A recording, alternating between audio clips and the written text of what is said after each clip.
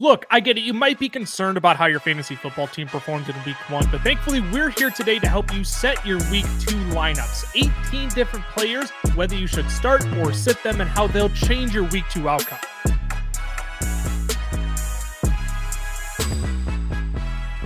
Fellas, we'll start at the top with our running back starts per usual. Cameron, despite Underdog not having much in the pick'em lobby available for Jordan Mason, you are confidently starting him this week. I am, and I'm going to just get the negatives out of the way from what we saw in Jordan Mason last night. Let's start with the team as a whole. We only have seen one good quarter from J.J. McCarthy. We, as Vikings fans, we were very excited about it. It was awesome, but I'm not quite ready to anoint him as he's arrived, right? We've only seen one quarter. So there's still going to be some bumps in the road for the next couple of weeks. Mason was only in on 36% of pass plays, was only the running back 28 in week 1. However, watching that game, the dude passed the eye test once again of he's going to have a role in this offense because he tries to run through people's mouth every single play. He might be one of the hardest runners in the NFL currently, and that means he's going to get that short yardage work. That means he's going to get that goal line work. Minnesota, if J.J. McCarthy is going to play like he did in the fourth quarter, they're going to be an offense to be reckoned with. I think we have all believed, they're going to continue to put up points with Kevin O'Connell as their coach, which is a good thing for Jordan Mason. And I know he didn't see much of the receiving work, but he saw 15 carries and played just shy of 50% of snaps. It was, a little bit of a worry going into week 1 of, how's this backfield going to shake out?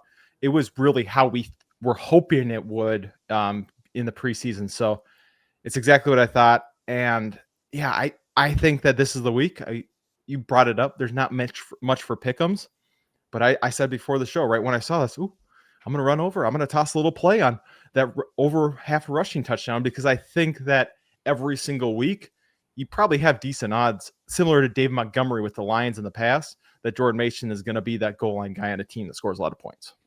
Yeah, we talk about running towards ambiguity in these backfields before the season starts. And what this says to me right now over in the pick'em lobby is, okay, how much of a role is Jordan Mason going to play here, Ty? What is the balance that's actually going to exist between him and Aaron Jones? And frankly, Cameron kind of named it. It's something I kind of want to run towards to right now.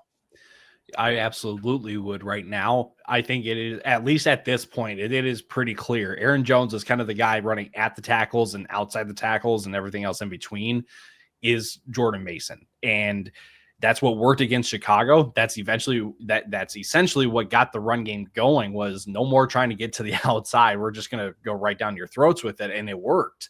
And when you look at this matchup against Atlanta, they're averaging they gave up 2.5 yards per carry to Tampa on those outside runs at the tackle or outside the tackle. So I'm going to say that this isn't really going to be a great Aaron Jones matchup in terms of the rushing production and the rushing volume here.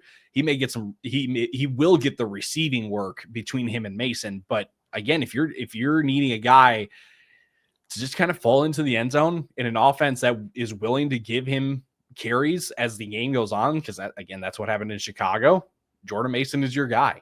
Before we dive on into the rest of the running back starts, though, fellas, for the third time this week, we got to give the people a round of applause because before NFL Sunday kickoff last week, 5,000 subscribers we hit here on the channel. We are so grateful for all the support you all have given us. So to give back to you all, we are giving away a signed Nico Collins jersey to one lucky subscriber. So to enter, make sure you're subscribed to the channel, hit that notification bell as well so you know when all of our newest content is up. But 2, make sure you comment on one of our videos from this past week, this video you're watching right now, or on our Sunday live stream as well, where we'll be announcing the winner. We're so grateful for the support you all have shown us. We want to get back to you all. Next up, 10K. We appreciate you all. Cameron, Tyler, excuse me. I'll kick it over to your start of the week at running back. This one makes me angry. I'm not angry. This one, I have mixed feelings about this one as someone who really loves Ken Walker. I completely understand those because I also am a Ken Walker person. And I just have to say that it's not Ken Walker's backfield at the moment. It's Zach Charbonnet's. If you take a look at the usage splits between the two last week, Charbonnet had 30 snaps to Ken Walker's 21.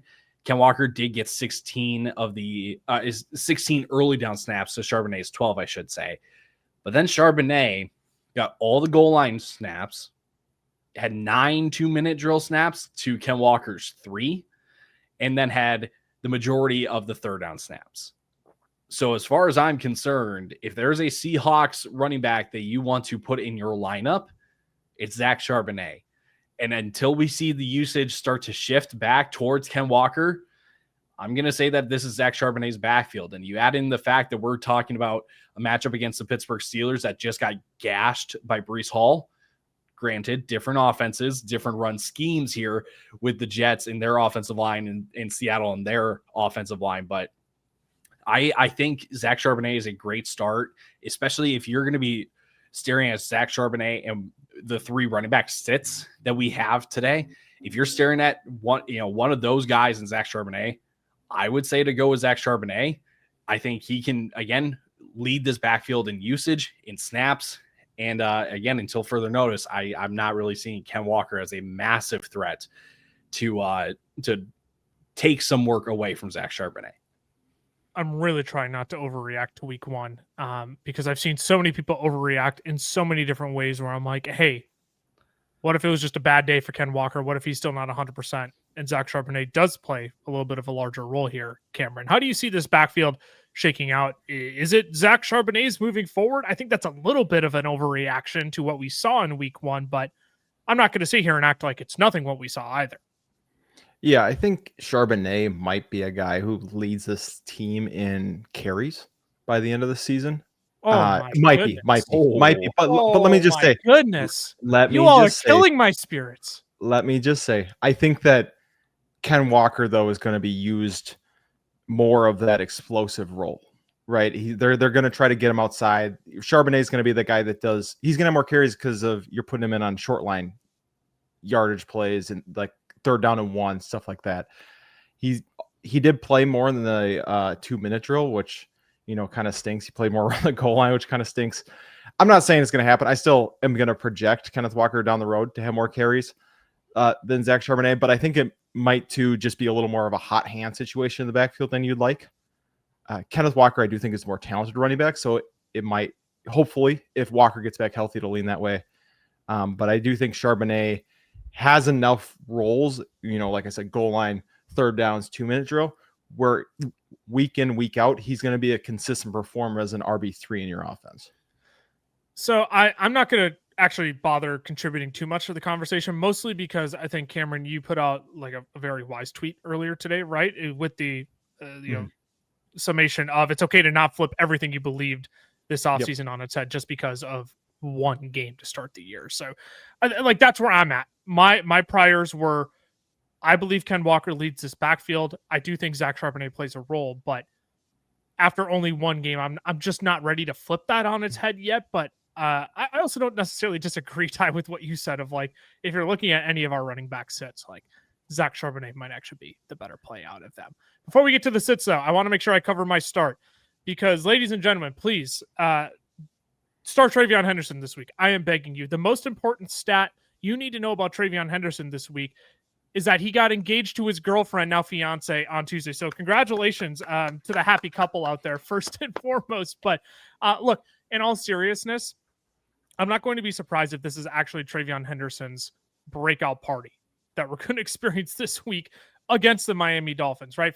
Not first foremost, Henderson last week, the far more efficient back than Ramondre Stevenson, averaging over 5 yards per tote. The passing game hype was real, right? We saw a lot of juice on his reception projection last week. He got all 6 of his targets. Big boost you got in PPR formats there. And now it's the matchup that everybody wants to target right now because the Miami Dolphins just allowed the Colts to hang 156 rushing yards and 2 touchdowns on them last week.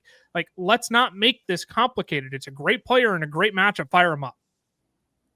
Yeah, my concern a little bit just for this week is he wasn't used as much on 3rd downs in the 2-minute drills we kind of hoped. And I think that's just because we heard a lot about the passing protection, but it didn't seem like they trusted him as much. So hopefully, like you said, hopefully that continues to work out. And I think it will as the season goes on. However, this is the matchup for it to happen, right? Just because of how terrible the Dolphins looked. And so even if it is a higher scoring, like even if the Dolphins do figure it out on offense, right? They're not as bad as we thought. Week 1 was more of a fluke. I still think that bodes well for Travion because, like you said, he's too explosive to not try to get him in space. He looks that much better with the ball in his hands than Ramondre. So you're going to try to utilize him in different ways. So yeah, I love Travion. I think it's a little riskier. I think you can be a little more selective than just fire him up for sure. However, I don't think it's a bad thing to put him in your starting lineup. Ty, where I guess I typically don't.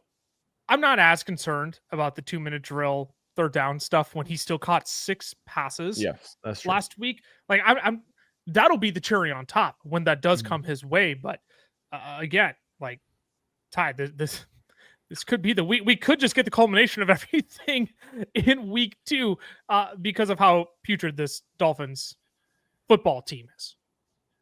Sure. I think what it comes down to, though, is that if Ramondre in total snaps is still going to be doubling Travion Henderson, we just have a very small window of opportunity for Travion Henderson to give us a fantasy performance that doesn't exactly lose us our week. Like 6 receptions was big time. That's what we were kind of hoping to see right out of the gate. But what didn't follow with that was the carries, was the snaps, was the playing time. I'm concerned. I shouldn't say I'm concerned, but I'm surprised that New England is kind of pushing back the Travion Henderson breakout party in favor of Ramondre Stevenson right out of the gate. And maybe that is just trying to protect Travion instead of putting too much on his plate right away. But man, again, I don't want to say I'm asking for a lot, but with small windows of opportunity when he's going to be on the field, are we exactly going to be getting this kind of ball production every single time?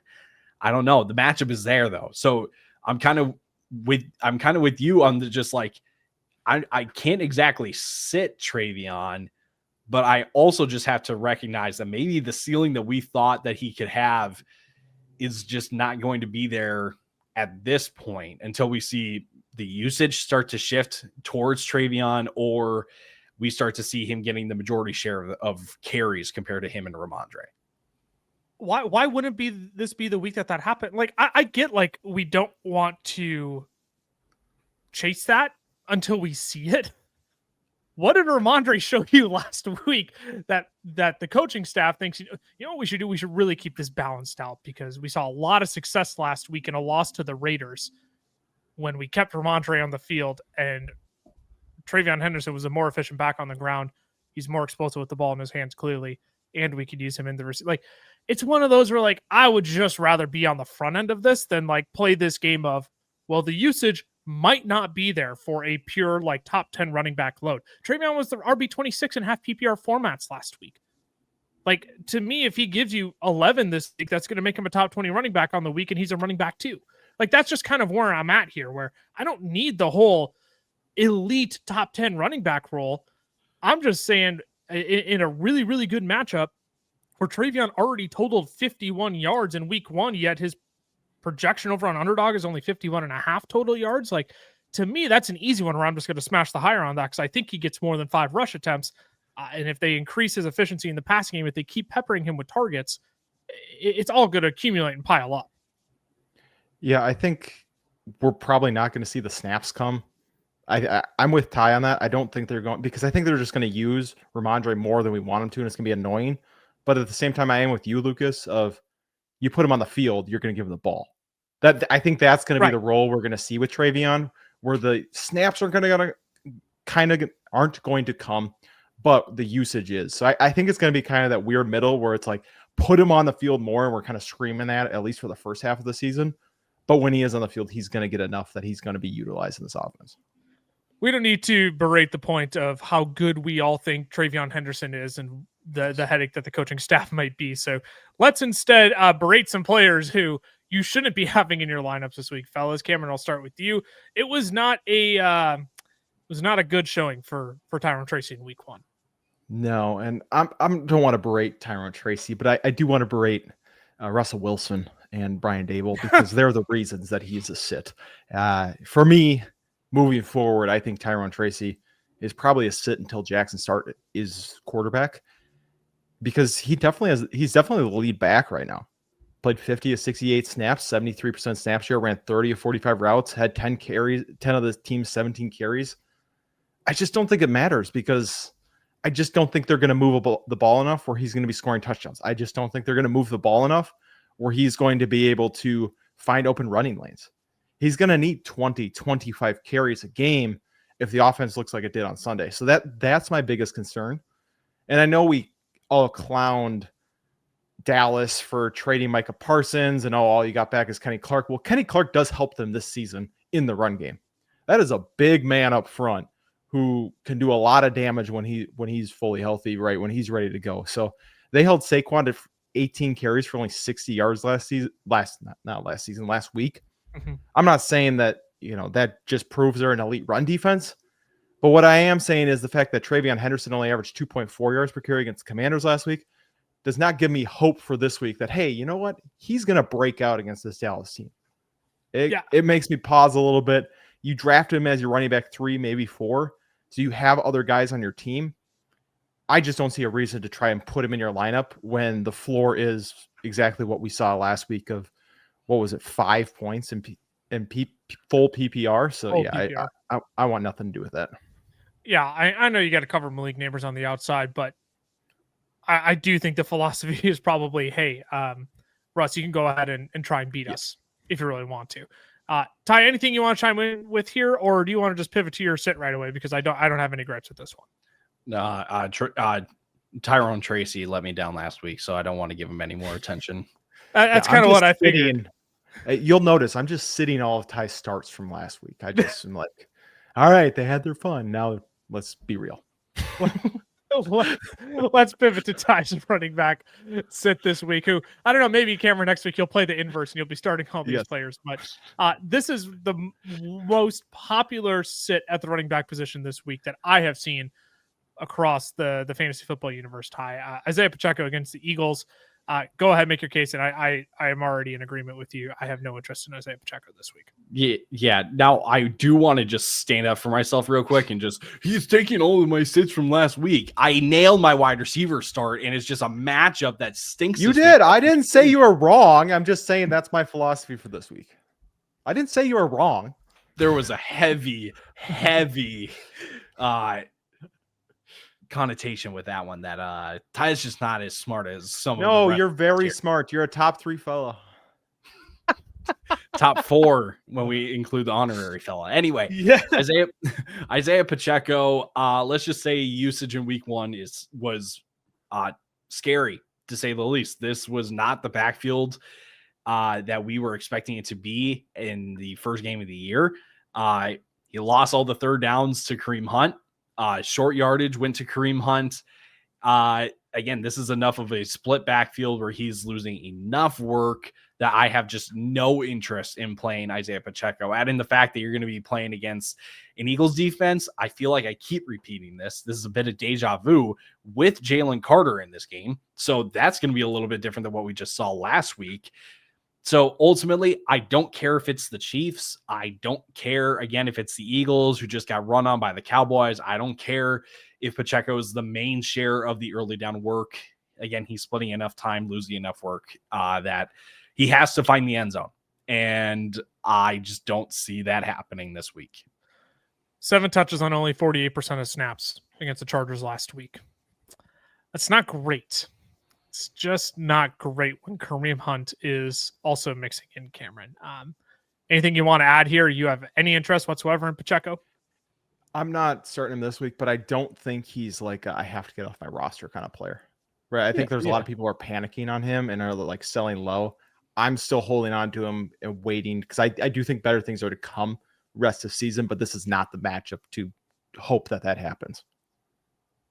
I'm okay if you want to throw him in a trade package to go get yourself a better player in some capacity. Not like I'm not saying you use Isaiah. I'm not saying you use Isaiah Pacheco as the primary bargaining chip. Oh yeah, I feel a tier up type player. Yeah. Right. Yeah. If you're trying to move up from like Emeka Egbuka, right? But somebody wants like just a little extra sprinkle to get that stud, right? Then it's like, well, throw in Pacheco, right? Because Feels like right now you could trade Emeka. Oh, you could trade Emeka to get for Jamar Chase. Chase. It's like people are like, "Oof, yes, no, oh my gosh, it's the greatest thing." All right, oh sorry. my gosh, Emeka Buka.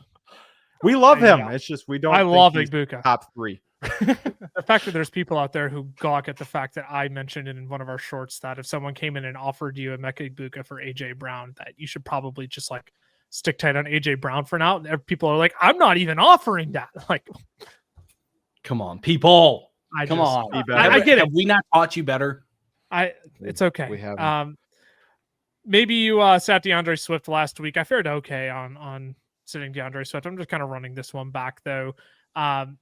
Finished with 8 fantasy points last week. Still managed to beat the running back 27 though. So it's nothing you can really victory lap. Nothing that I feel like great about. But what I'm actually more concerned about is how horrifically inefficient the Bears run game was against the Vikings on Monday Night Football. Per Robert Mays of The Athletic, the Bears had a 17.6% success rate on running back runs. You're like, okay. And the and is that was 5% worse than any other team in the entire NFL in week 1. And the Lions aren't exactly a defense that I think this changes against. They held Josh Jacobs only 3.5 yards per carry on 19 attempts in week 1. And this game is at Ford Field, where the Lions are coming off a very disappointing loss to a different divisional foe. And not to mention, I don't think DeAndre Swift is just going to hold on to the lion's share of touches in the backfield. You do have a Kyle Monangai who's kind of waiting in the midst to siphon carries away from DeAndre Swift. There's already been some questions asked of Ben Johnson of how are you going to mix up this running back room? Are you going to get Kyle Monangai more involved? So again, just another matchup where I think you can do better. You can play other players that have higher upside, in my opinion. So if you have the capability of sitting DeAndre Swift this week, I am perfectly fine if you go do that. I really want to like DeAndre Swift and say you're wrong. He feels like Calvin Ridley to me, but a worse situation, a worse player. So it's just like, I want to like him. I think I have to agree with you. I just don't think I could do it this week. If like you said, if you have other pivot options, if he's truly, it's like him or Tyrone Tracy. Yeah. I'm going to take Swift over Tracy, but I will too. But that's what I mean. Like that's a perfect example, Ty. So good work. I'll just stop talking. Yeah. Ty, you anything to do with DeAndre Swift this week? Any like pass catching chops or any pass catching upside that you're at least kind of holding on to here? Maybe a little bit, but not enough to warrant putting him into my lineup. I'm going to talk about another player in this game a little bit later. I have a sneaky feeling that this could be the highest scoring game of the week just because it's Ben Johnson going back to Detroit. And so it's just going to be, here's my new squad and here's the squad that we have. And they're just going to marathon it out. But I just don't know. The other part of this too, the Bears are underdogs in this one. So I'm not sure we're going to get a big rushing volume like we saw last week against the Vikings. And then ultimately, I'm just not sure we're going to get enough receiving work to kind of make up for that deficit in rushing attempts and in production. Why don't we take a quick break, fellas? If you want to go get more skin in the game this year, Underdog is the place you're going to want to go do that. In their Pick'em lobby, you've probably seen it on our screen if you've been watching over on YouTube. We show Pick'ems, the top 4 Pick'ems for each of these players when they're on the screen. So we'll take a quick break here from them, and we'll be back with more. Today's show is brought to you by our friends over at Underdog, where you can get into the game this season playing Pick'em. It's extremely simple. Just pick higher or lower on 2 or more of your favorite players. For example, I'll pick the higher on Justin Jefferson, Jamar Chase, and Xavier Worthy. If I played $10 and got all 3 of them right, I would win $60 just by watching football. And that's the beauty of Pick'em. You can track your picks and your wins while you enjoy the game. Now, if you're not on Underdog yet, scan the QR code on your screen or use our code FELLAS when you sign up, because new customers will get $50 in bonus funds when you play your first $5 on the app. Plus, Underdog will give you a free pick to use in your first entry. Again, that's code FELLAS over on Underdog. Now let's get you back to the rest of the show. Alrighty, fellas, let's keep it moving into our wide receiver starts and sits before getting into some quarterback and tight end streamers to close out the show. Cameron, you nailed it on Keenan Allen as your start last week, and in typical pickup basketball fashion, which you, Ty, and I have played together before, when you make one from deep, you're hucking them up from half court afterwards. Kayshon Boutte, your start of the week at wide receiver. Yes, sir. Going from 1% rostered over on Sleeper last week to your start of the week this week. I believe. I do. I'm all in. I do want to preface just before we get into it, though. There is rain projected in parts of the East Coast. Could be a little bit of rain. I don't think it's going to be too bad, but just something to monitor. Because if it's a torrential downpour, then obviously it's a different story. But even if it's just a teeny bit of rain, I'm firing up Keishon Butte as a top 36 guy, because or a top 40 guy. Because Flex option this week is what Yes. you're trying to say. there you go. That's probably what I'm trying to say. Ty, don't go check my rankings, because I just realized that I didn't go down and throw him in there where I should have. So that'll be changed by the time you guys see my rankings. But you're going to notice in this episode, and I think all season long, that we're going to pick on this Miami secondary a lot. Over and over. We talked about last week some of the names in the secondary. Not great. Then we saw Daniel Jones light them up. And that should give you all the confidence that you need moving forward, that, hey, this is a team to pick on. 6 for 8 for 103 yards last week. That makes it 7+ targets and 90+ yards in 3 of his last 4 games. Stephon Diggs doesn't look like Stephon Diggs. And this coaching staff really doesn't have any ties to anybody outside of Kyle Williams. And even that, they showed, hey, we don't really care. We're going to put the best players on the field right now. And Butte played 58 of 71 snaps, 13 more than the next closest wide receiver, and ran 44 of 53 routes, 5 more than any wide receiver. Drake May trusts him. He's on the field more than anybody in a plus matchup. He's definitely a guy you got to fire up. And we saw these lines, and all 3 of us were like, oh my gosh, how is it down at 34.5? This is another one.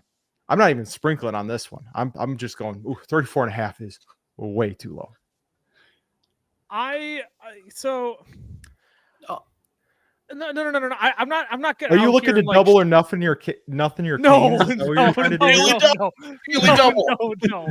I have no interest in wagering on Keishon Butte of all players that we. He's can done wager enough on. of that himself. You're right. Yeah. Yes, indeed. But oh man,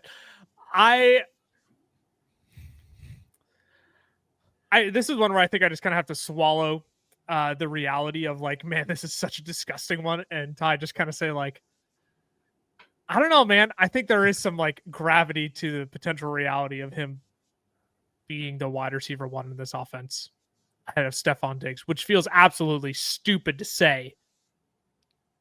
But he has the most rapport built with Drake May. It clearly showed in week 1. Well, it showed. I wouldn't be surprised, though.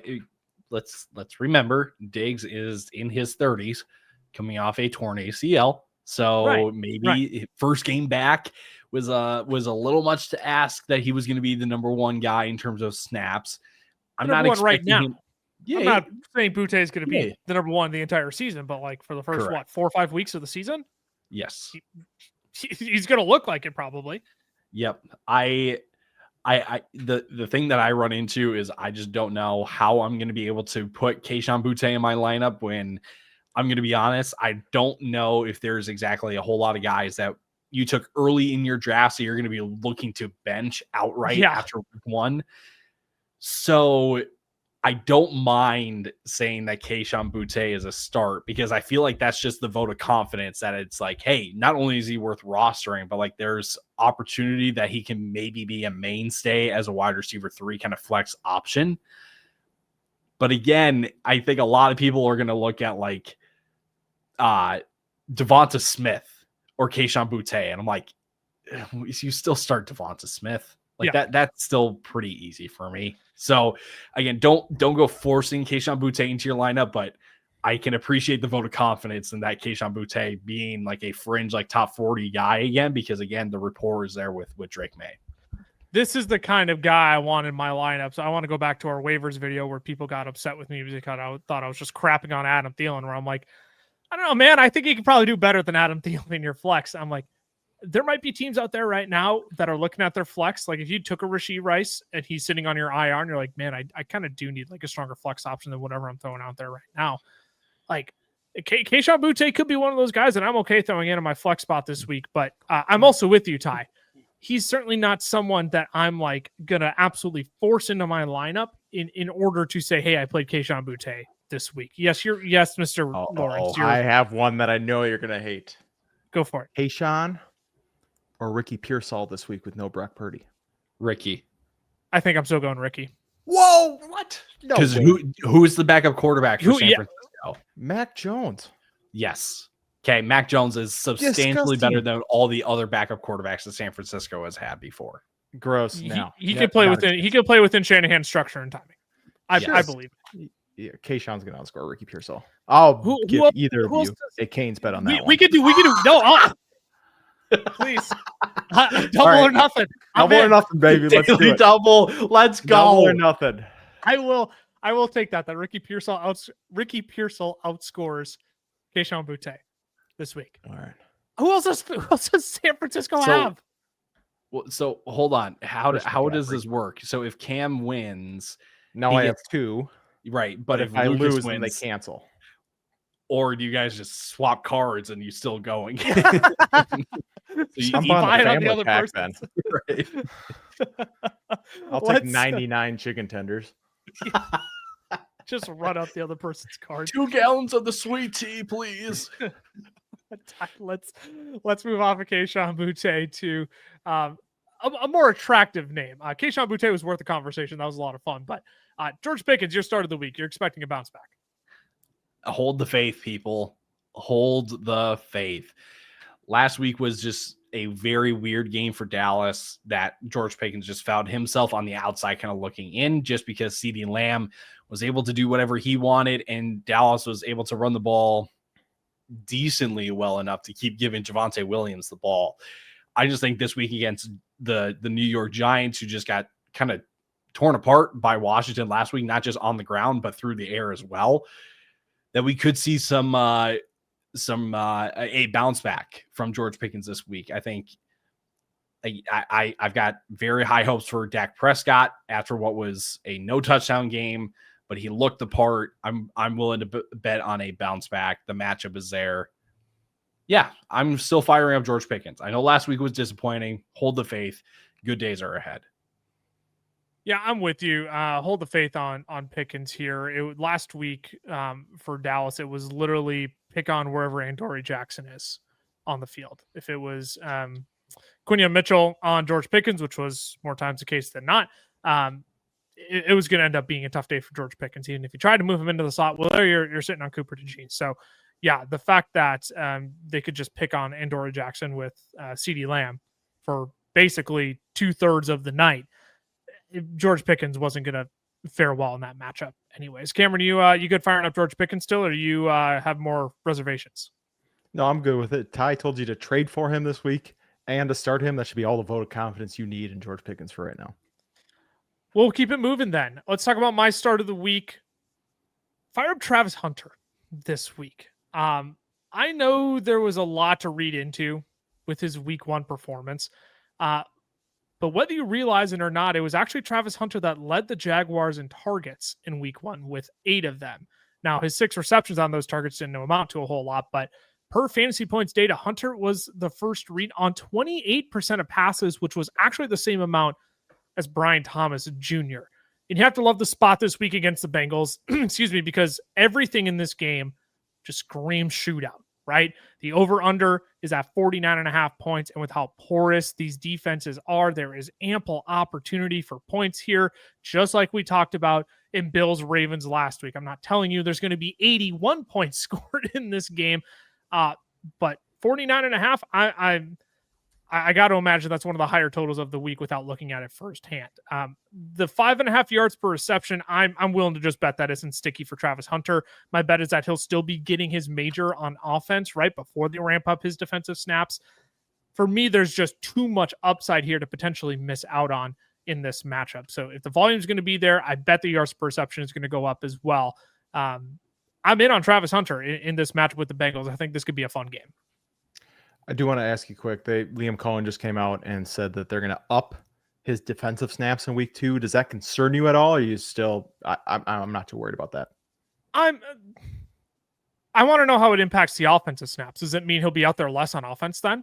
Like, is the balance staying the same? Are we like how many offensive snaps are we taking away in order to give those on defense? Or is Liam Cohen saying, hey, we saw he could handle that much. What if we give him more? Right? Like, if it retracts from his offensive snaps, I'm like, it dampens it a little bit. But if he's like, we're going to add him in for a few more snaps on defense because, hey, hello, Joe Burrow and Jamar Chase and T. Higgins, you're going to kind of need Travis Hunter out on the defensive side of the ball more. Like, it's like, I feel like it doesn't move the needle much for me in the direction of like, I'm a little less interested. But again, this is one time where I'm just swinging on upside here.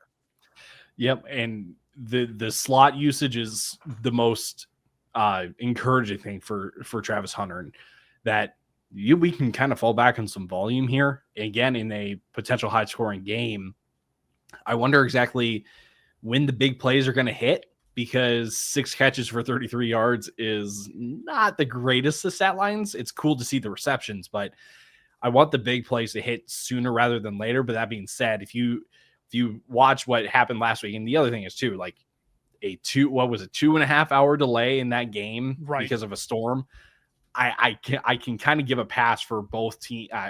Maybe not Carolina. Carolina looked absolutely abysmal. Carolina looked rough.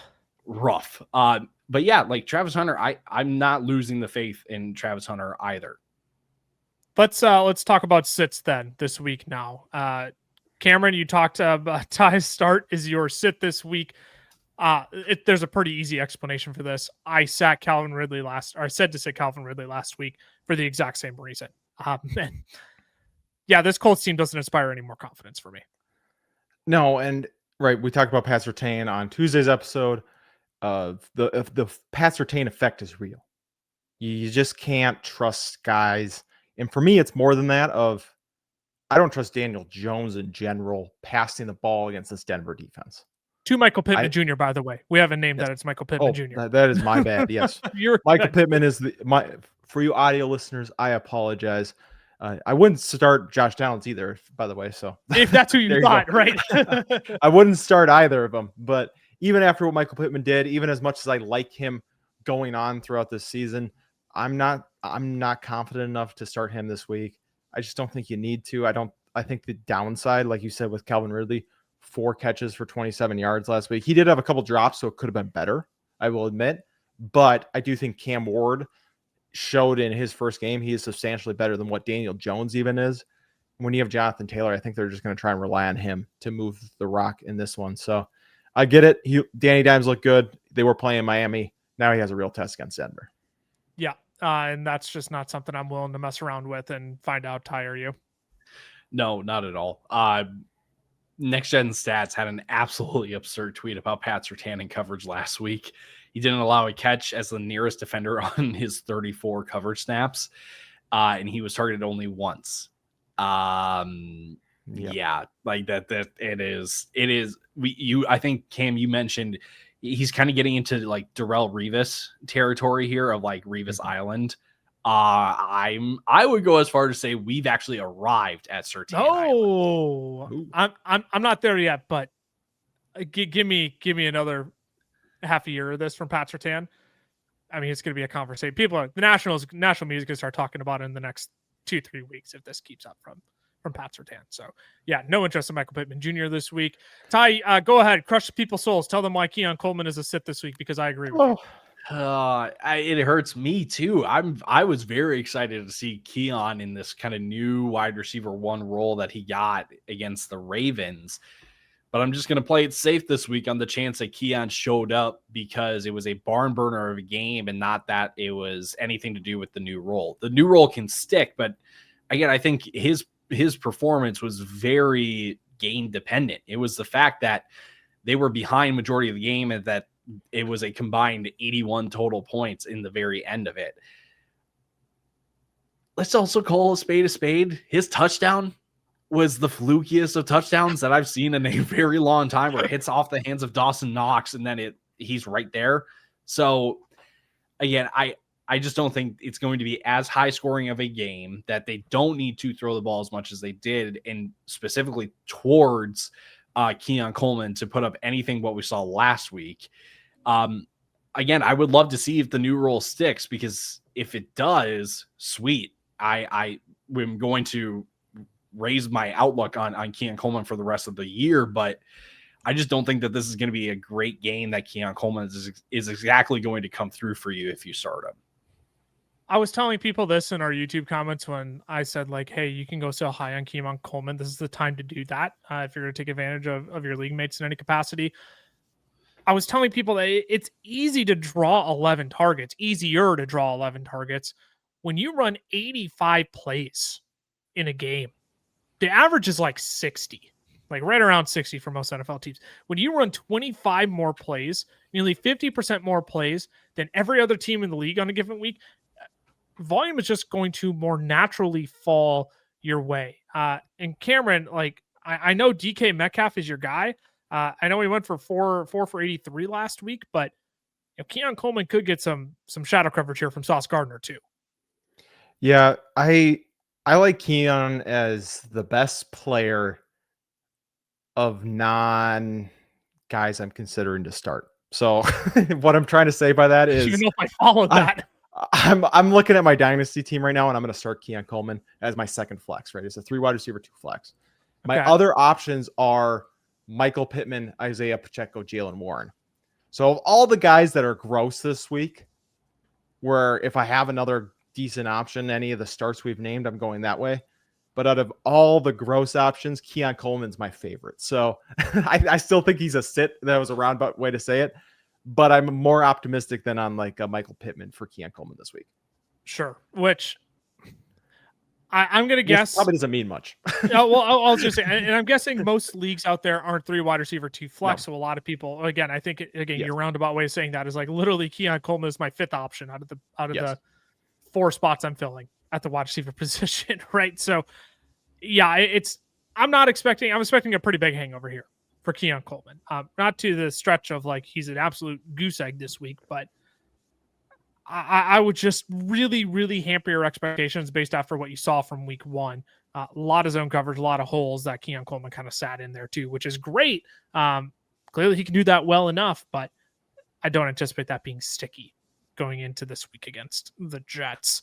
My wide receiver sit of the week, fellas, before we get to some quarterback and tight end streamers, Chris Olave of the New Orleans Saints, and the fact that as of this recording on Wednesday, September 10th at 5:18 p.m. Central Time, there are no pick'ems in the lobby for Chris Olave. That should really tell you all you need to know about Chris Olave and how I feel about him for this week. 13 targets were nice against the Cardinals, but you have to remember those were 13 Spencer Rattler targets.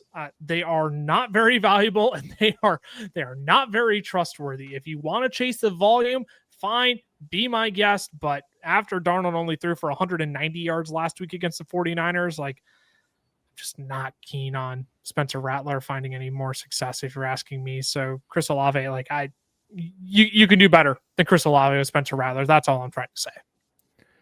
Yeah. God, I don't like Chris Olave. There's a reason I didn't draft much of him, because I feel like you're going to be in this spot every single week. Single week. This is the thing you're thinking about, Chris Olave. Man, 12 targets? He could get a lot. Yeah, he could get a lot of volume, but he might not see 60 yards yet, and I don't think he's going to score much. So I think you can start him, but again, if you have another option, if you can pivot, then I would pivot it in this one. Can we? Okay, so let's talk about pivoting. Can I pivot to like a different a different topic on Chris Olave and more largely the Saints? Mm-hmm. Ty, what were those jerseys on Sunday? Oh, disgusting. They're if you're watching on YouTube, I literally used a picture of it so I could like make it absolutely disgusting. I turned on the TV and I looked like someone had puked on the foot, like baby puke on the football field. Maybe that's a bad example. I don't have a child. I've never experienced really baby puke before. Specific example too. Right. I just I just looked at him like, it's just gross vomit. Looks like my cat spat up on the football field. Like, I don't know, man. I presume you also have no interest in Chris Olave, but I had to get that in there because those jerseys were awful. Yeah, the jerseys were awful. I've probably got the more optimistic outlook for Olave compared to you two, because what's to say that we can't get a Jacoby Myers type week from him? I mean, Spencer Rattler.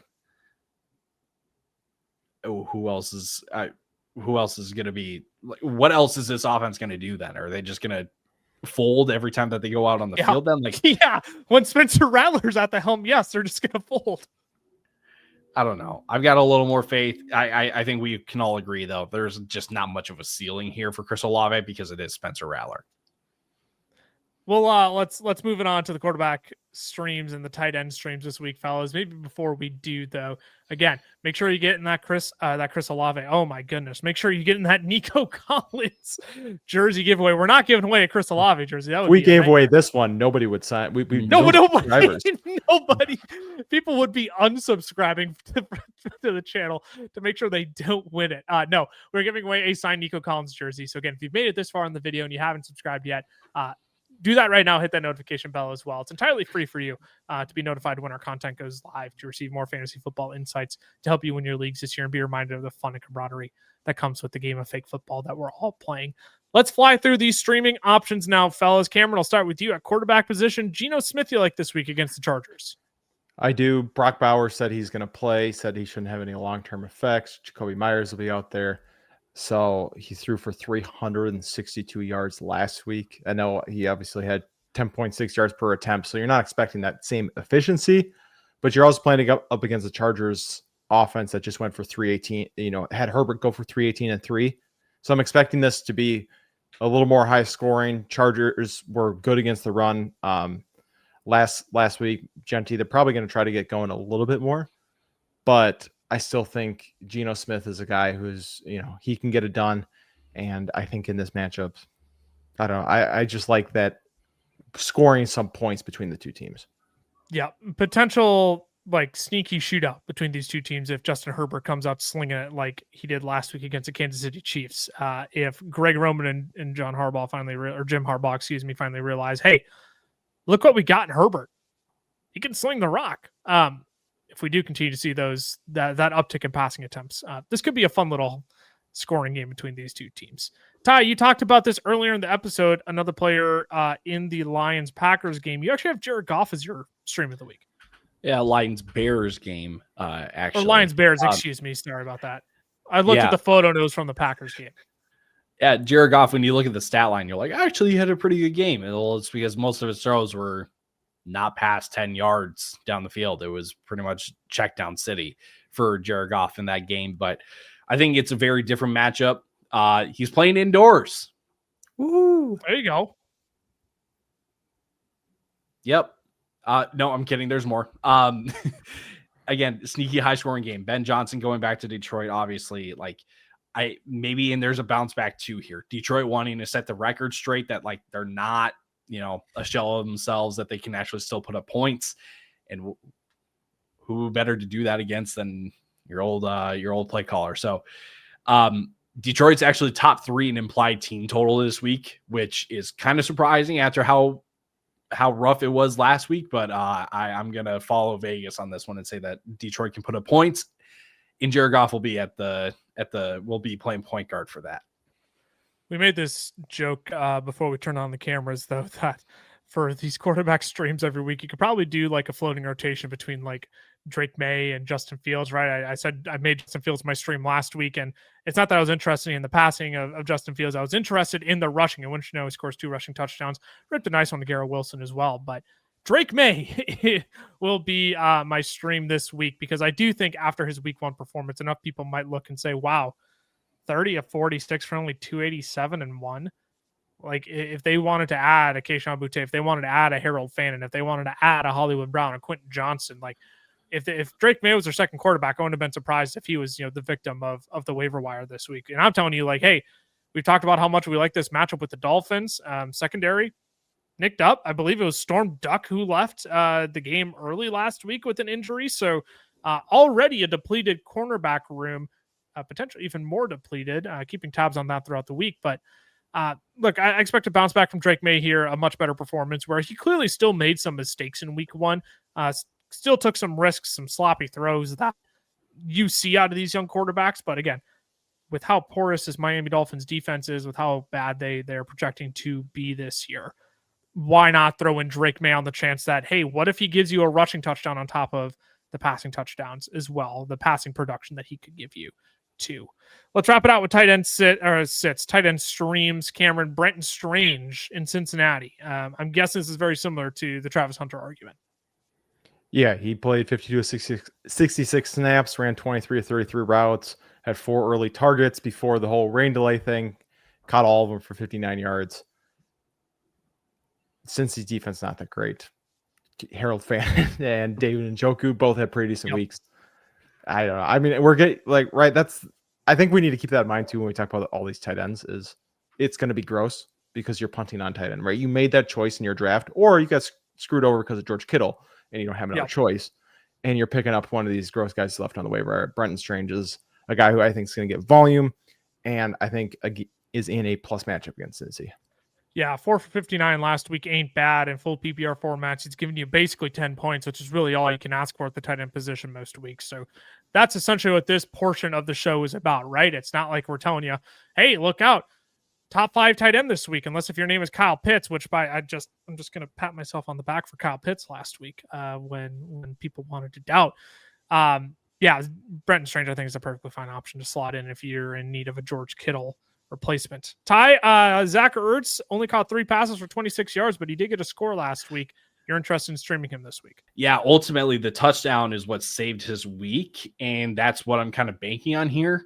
But even if the touchdown doesn't hit, I think that there's some potential that Ertz can kind of volume his way to being a top 12 guy in the week, because he can be the safety valve guy for Daniels in the short areas of the field, very similar to Laporta last week for Jared Goff. I don't expect the Terry McLaurin and Jaden Daniels connection to suddenly come together on a short week. And the primetime game connection between Jaden Daniels and Zach Ertz is worth noting. In 5 primetime games, including playoffs, Zach Ertz has scored 8.8, 25.2, 4.3, 13.8, and 21.4 PPR points. There you go. If you want a little Thursday night action, you want to fire someone up right away, Ty says Zach Ertz. I'll go with Jake Ferguson. Again, disappointing week 1. Someone might have dropped him in your league, but what I'm looking at is, hey, sometimes at the 10 position, I just want the volume, right? Still got 6 targets against the Eagles, caught 5 of those passes for 23 yards, didn't amount to much.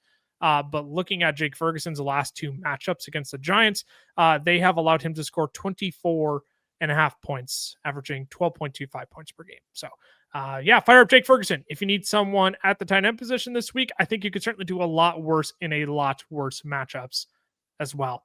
We'll put a pin in it there. Thank you again for helping us hit 5,000 subscribers. Next stop is 10K. Next week, we're looking at a little bit of panic or patience. We're going to play the panic meter game with you all. We're going to have more trade targets. We're going to have more start-sit selections as well. If you want even more content from us, Fantasy Football Fellas over on Facebook and TikTok, FF Fellas over on Twitter, the FF Fellas over on Instagram, which is where we'll end up playing that panic meter game. So, the FF Fellas over on Instagram, if you want to give us a follow there. Personal socials, I'm at Lucas Wenzel on X, Camlaw FFF for Cameron, Tyler_Plath for Ty. Thanks so much, y'all. We'll be back next week to help you win week 3. Deuces. Deuces.